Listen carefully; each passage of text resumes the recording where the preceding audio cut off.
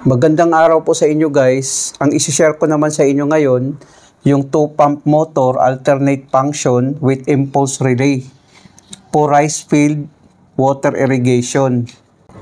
Ito siya guys, gamit na gamit talaga to sa rice field water irrigation, yung patubig sa palayan.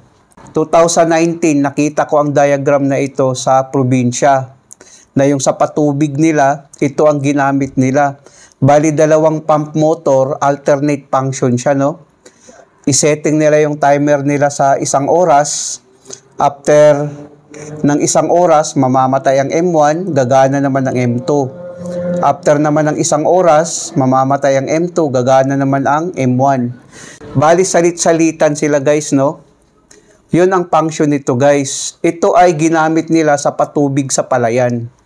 Baka naman may magtatanong na naman kung saan to dapat gamitin. Ito ay ginagamit to sa patubig sa palayan. Pero kung mayroon namang akma sa diagram na ito na pwede nyong paggamitan, pwede nyo rin itong magamit guys. Bago natin umpisahan na ating tatalakayin ang diagram, alamin muna natin yung device na ating ginamit. Ito na yung start button natin, no? Momentary push button. Spring type, ito na siya, no? Ibig sabihin kasi ng momentary start button, pag i-press natin, pag bitawan, babalik siya, no? Babalik siya sa ganung position. Ito yung impulse relay natin, ito na siya. Ito naman yung M1 natin, contactor, ito na siya. Ito naman yung timer 1, ito na siya. Ang ginamit natin dito na timer guys ay on delay timer, no? Ang M2 naman natin, or magnetic contactor to, ito na siya. Ang T2 naman natin, or timer 2, ito na siya, no? Ito naman yung mga auxiliary nila guys, no? Auxiliary ng normally open ng impulse relay, normally close ng M2, normally open ng timer 1, normally open ng M2, normally open ng timer 2. Normally open naman ang overload 1 natin. Ito siya, no? Ito kasi yung overload 1 natin. Ito na siya. Ito naman yung overload 2 natin. Ito na siya, no? Ngayon guys, ito siya ay automatic ang function nito, no? Pag i-press natin ang start button. Ngayon guys, pag-aralan muna natin yung diagram kung ano ang function niya, no? Halimbawa ngayon, kung lagyan natin to ng power supply, ang line 1 at saka line 2 natin or neutral, nakakabit siya ngayon dito sa load side, no, ng circuit breaker natin. Ngayon, pag i-on natin tong circuit breaker, magkakaroon to ng power, no, ang line 1 at saka line 2 natin. Ngayon, pag i-press natin tong start button, guys, magko-close ang contact nito, no. Gaganon siya. Ang kuryente ngayon dadaloy dito, no. Gumana ngayon ang impulse relay natin, itong impulse relay natin. Dapat ang impulse relay natin, guys, nakasetting siya sa auto mode, naka-automatic mode siya, no?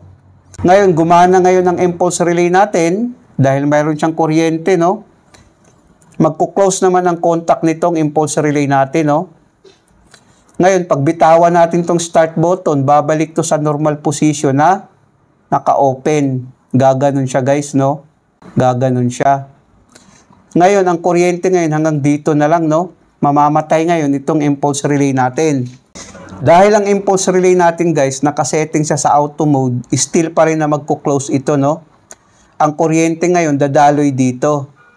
Gumana ngayon ang M1 at saka timer 1 natin, no?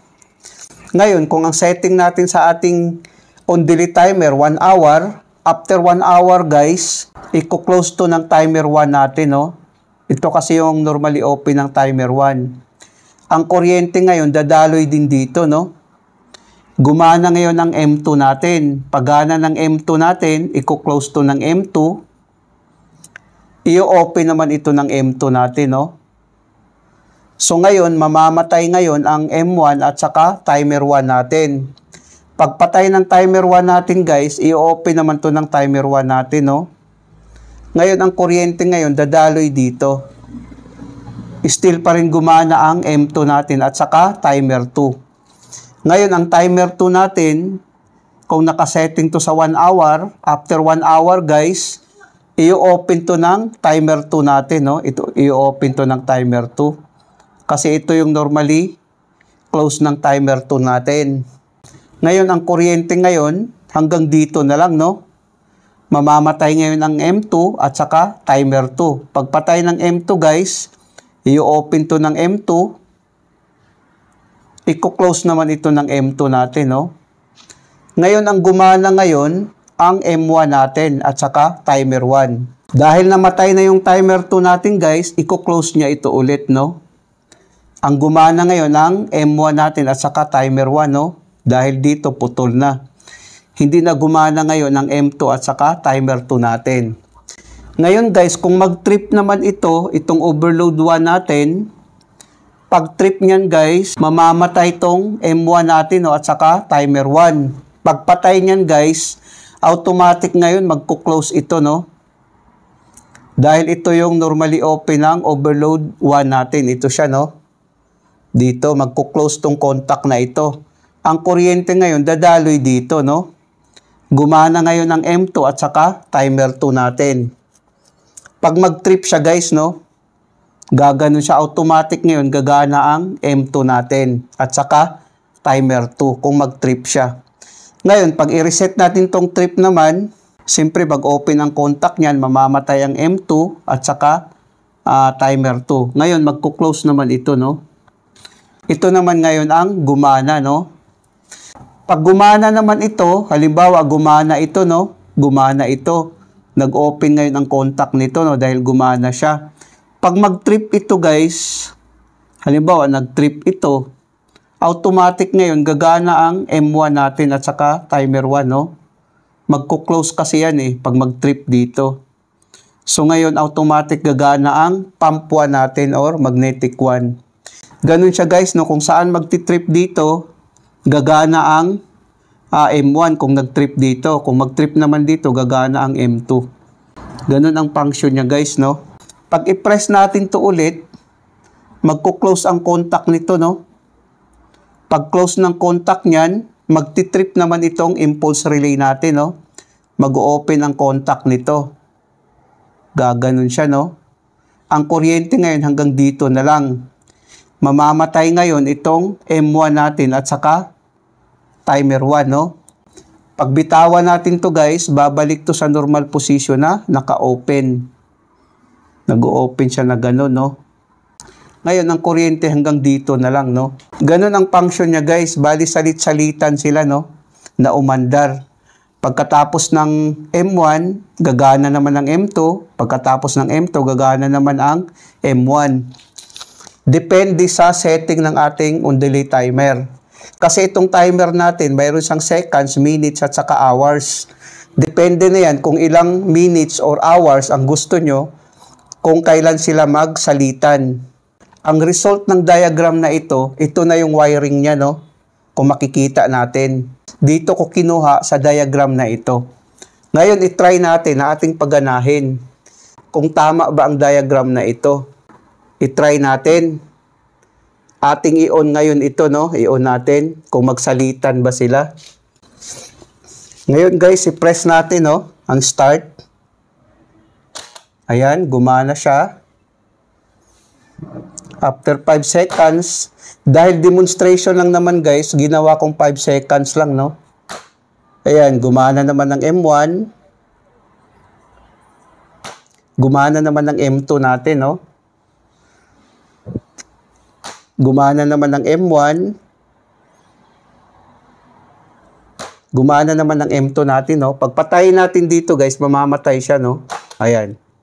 Ngayon, i-try natin, i-setting natin sa taasan natin konti, no?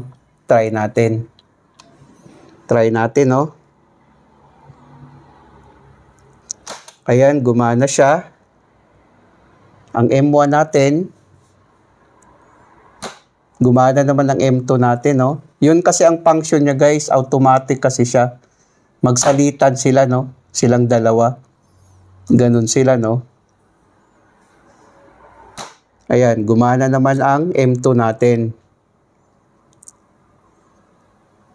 Gumana naman ang M2. Try natin i-trip. Pag i-trip natin, guys, makikita natin, no? Ang M2 ang gumana, no? Ganun siya pag nagtitrip. Pag bitawan natin to, mamamatay, gumana ang M1. Tapos kung i-trip naman natin dito sa kabila,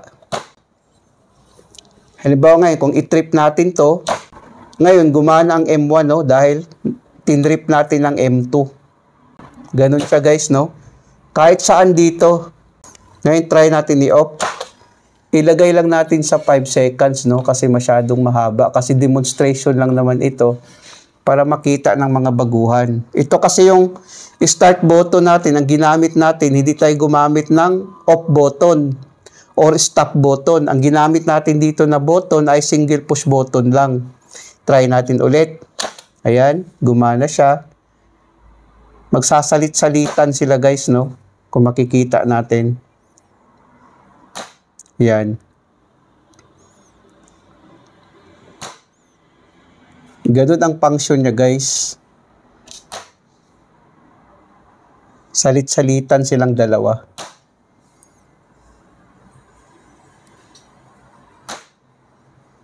Automatic kasi yung function niya guys.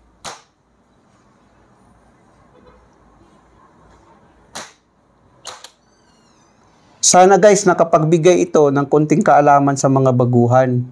Maraming salamat sa inyo guys. Hanggang sa muli.